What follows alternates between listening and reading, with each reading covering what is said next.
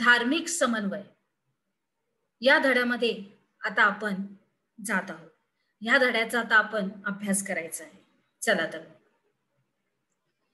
ह्याच्यामध्ये आपण आतापर्यंतच्या आपल्या इतिहासामध्ये आपण आपल्या भारतामध्ये कोणत्या कोणत्या सत्ता होत्या, परदेशातून काय सत्ता आपल्या देशामध्ये आल्या, त्यांनी त्यांचं वर्चस्व प्रस्थापित करण्याचा प्रयत्न केला, तो कशा रीतीने मोडून काढला आपल्या देशातील लोकांनी, हे सर्व काही बघितले.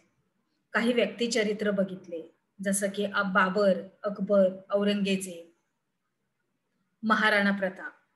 आता पुढे त्याच्यानंतर आपण थोड्याशा प्रस्तावनेमध्ये जाऊया. आपण थोड्याशा भाषा आणि धर्म यांची विविधता हे भारतीय समाजाचे वैशिष्ट्य आहे. आपल्या देशामध्ये विविध भाषा आहेत. पूर्वी अर्धमागधी होत्या, पाली भाषा होती, संस्कृत भाषा होती. या सर्व भाषा पूर्वांपार चालत आलेल्या आहेत. तसंच आपले धर्म सुद्धा वेगवेगळ्या प्रकारचे, पंथ, त्याच्यानंतर संप्रदाय, संपूर्णपणे त्यांची उपासना, सगळं काही वेगळ्या प्रकारचं आणि निरनिराळ्या प्रकारचं होतं.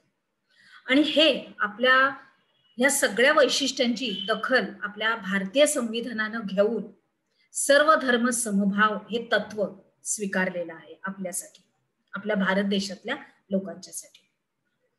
तसंच भारतीय समाज जीवन हे सुद्धा याच तत्वाच्या आधारे पुढे पुढे पुढे पुढे जात आहे. बरोबर. आणि ह्या तत्वाच्या आधारेच धार्मिक समन्वयाचे सुद्धा प्रयत्न झाले. जसं की आपलं भाषा आहे, धर्म आहे, त्याचप्रमाणे आपलं धार्मिक मतलब याचा अर्थ आहे की धार्मिक आपल्या ज्या रूढी परंपरा आहे त्याच्यानुसार आपण चालत आहोत आणि त्या दृष्टीने प्रयत्न झाले होते.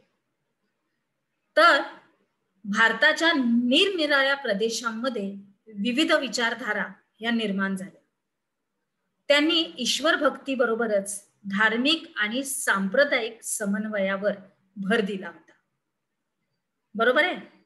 विचारधारा म्हणजे वेगवेगळे संत होते, वेगवेगळे संप्रदायाचे माणसं होती आणि ही आपल्याला त्यांचे उपदेश, त्यांचा संदेश असा देत असत. त्याच्यामध्ये आपल्या जीवनात पूर्वी कर्मकांड आणि ब्रह्मज्ञान होतं. कर्मकांड म्हणजे यज्ञ करणं, मग यज्ञ करण्याचे वेद आले. पूर्वी साधा होता, आपण अभ्यास केला याचा. पूर्वी कसा साधा यज्ञ केला जायचा, मग त्याच्यानंतर कोणत्या प्रसंगी कोणत्या ठिकाणी काय बोलायचं अशा रीतीने यज्ञ सुरू झाले. मग त्याच्यामध्ये ब्राह्मणांचा हात आला, पुरोहितांचा हात आला. म्हणजे याच्यावरती संपूर्णपणे आपलं समाज जीवन ह्या धार्मिक कल्पनेवर आधारित म्हणजे चालू होतं. संपूर्णपणे रूढी परंपरा अशा चालू होत्या. त्याच्यानंतर मध्ययुगात हे दोन्ही मार्ग बंद पडले आणि भक्ती मार्गाला सुरुवात झाली. म्हणजे यज्ञ करायचं हे बंद झालं, होम हवन यज्ञ हे बंद झाले, कर्मकांड बंद झाले. मग काय झालं पुढे, चला तर पाहूया. ह्याच्यामध्ये आपल्या भारतामध्ये वेगवेगळे प्रांत आहेत. बरोबर. वेगवेगळे प्रांत आणि त्या वेगवेगळ्या प्रांतामध्ये त्यांच्या स्थानिक परिस्थितीला अनुसरून तिथं परिस्थिती काय आहे त्या प्रांताची, त्यानुसार हे भक्तिपंथाचे वेगवेगळे प्रकार होते. लक्षात आलं. महाराष्ट्रात वेगळं, पंजाबमध्ये वेगळं, विदर्भात वेगळं, म्हणजे असे वेगवेगळे प्रांत आहेत आपल्या भारतामध्ये. त्याच्यामध्ये ती स्थानिक परिस्थिती कशी होती त्याला अनुरूप ते भक्तिपंथाचे वेगवेगळे मार्ग तिथं आले, आपल्याला दिसून आले. बरोबर आहे. त्याच्यामध्ये या पंथाने सर्वसामान्यांचा भाषांचा वापर केला. जी भाषा आपण या लोकांच्यासाठी वापरायचं, सर्वसामान्य भाषा त्याच्यामध्ये येते. तर आता ही सर्वसामान्य भाषा कोणती, तर पूर्वीची होती पाली, अर्धमागधी या भाषा. आणि अशा प्रादेशिक भाषांच्या विकासासाठीच धार्मिक चळवळीचा हातभार लागला. या भाषा त्याच्यातूनच अजून विकसित झाल्या. त्यांचा प्रभाव हा जास्तीत जास्त भक्ती आणि धार्मिक चळवळीमध्ये लागला. तर आता ही भक्ती चळवळ कशा रीतीने आपल्या भारतात सुरू झाली? त्याचा सर्वप्रथम उगम दक्षिण भारतात झाला. नायनार आणि अळवार या दोन भक्ती चळवळी उदयास आल्या. लक्षात आलं तुम्हाला? नायनार आणि अळनार या दोन भक्ती चळवळी होत्या त्या. तर नायनार जे होते हे शिवभक्त होते आणि अळवार जे होते ते विष्णू भक्त होते. झाले दोन पंथ, झाले वेगळे. अशाप्रमाणे ही भक्ती चळवळ सुरू झाली. एक पंथ होता नायनारांचा आणि दुसरा पंथ होता अळवारांचा. एक शिव आणि एक विष्णू, आणि अशा प्रकारे सुरुवात झाली भक्ती चळवळी. आता पुढे, आता अर्धा भाग शिवाचा आणि अर्धा भाग विष्णूचा असे दाखवून हरिहर स्वरूपातील मूर्तीही मोठ्या प्रमाणात निर्माण करण्यात आल्या. लक्षात आलं तुम्हाला? आता ह्या प्रांतामध्ये हे दोन भक्ती मार्ग सुरू झाले. तर या भक्ती मार्गामध्ये आता मूर्तीचाही समावेश झालेला आहे. तर तो मूर्तीचा समावेश लोकांनीच तयार केला. कसा तयार केला? अर्धा भाग मूर्तीचा शिवाचा, अर्धा भाग विष्णूचा दाखवला आणि त्याला नाव दिलं हरिहर, आणि तो लोकांमध्ये पसरवला. ही तुमची देवता. अशा रीतीने ही भक्ती चळवळ सुरू झाली. आणि ह्या सर्वांमध्ये सर्व लोक, जनसामान्य आपले सामील व्हायचे. ह्यांचे उपदेश कसे असायचे? तर ईश्वर प्रेम, माणुसकी आपण बघतोयच आहे, वाचतच आहोत, भूतदया, करुणा इत्यादी मूल्यांची शिकवण इथं दिली जायची. हे सर्वसामान्य आपली शिकवण आहे की आपण माणुसकी दाखवायची, आपण प्राणीमात्रांवर दया करायची, आपण एकमेकांवर प्रेम करायचं.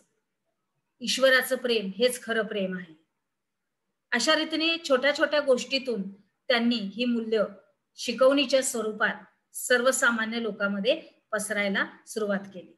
धार्मिक भागाचा वापर करून सुद्धा. आता उत्तर भारतात, आता आपण थोडासा पुढे जात आहोत, म्हणजे आता कोण कोण आले संत, ह्यांचा आता आपण ह्याच्यामध्ये आपण आता जाणार आहोत. उत्तर भारतात संत रामानंद यांनी भक्तीचं महत्व सांगितलं. म्हणजे आता एक एक मनुष्य आता येऊ लागले संतांच्या रूपात, जे लोकांना संदेश सांगत, उपदेश देत. त्याच्यानंतर आले संत कबीर, हे पण संतच होते. सत्यालाच ईश्वर मानलं पाहिजे, सर्व मानव एकाच जातीतले आहेत, अशी त्यांनी शिकवण दिली. त्यांना हिंदू आणि मुसलमान यांचं ऐक्य साधायचं होतं. हिंदू आणि मुसलमान या दोन्ही धर्मांचं ऐक्य साधायचं होतं. त्याच्याप्रमाणे त्यांनी उपदेश आपल्या लोकांना दिला. आलं लक्षात? आतापर्यंत आपण बघितलं संत रामानंद आणि संत कबीर. आता पुढे असे खूप आपल्याकडे संत आले बघा. खाली मी त्यांचे हे पण दिलेले आहे, चित्र पण दिलेली आहे. मीराबाई, कबीर, नरसिंह मेहता, चैतन्य महाप्रभू, संत रोहिदास असे पुष्कळ ह्या क्षेत्रामध्ये येऊन गेले.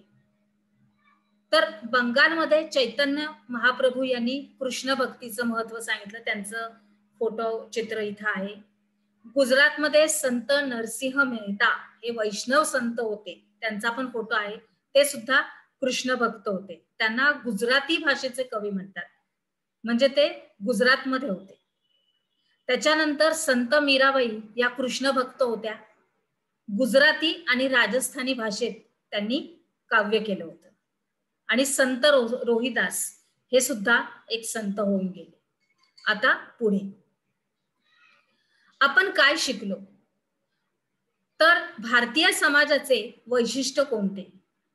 भारतीय जीवनात पूर्वी कशाचा भर होता? नरसिंह मेहता कोण होते? मीराबाई कोण होत्या? कबीर काय शिकवण देत असत हे आता तुम्हाला अर्थात विद्यार्थी मित्रांनो ह्याची संपूर्ण आपण चर्चा केलेली आहे, तर तुम्हाला उत्तर लिहायला अतिशय सोपं जाईल. चला तर आता आपण पुढील विभागात जाऊ.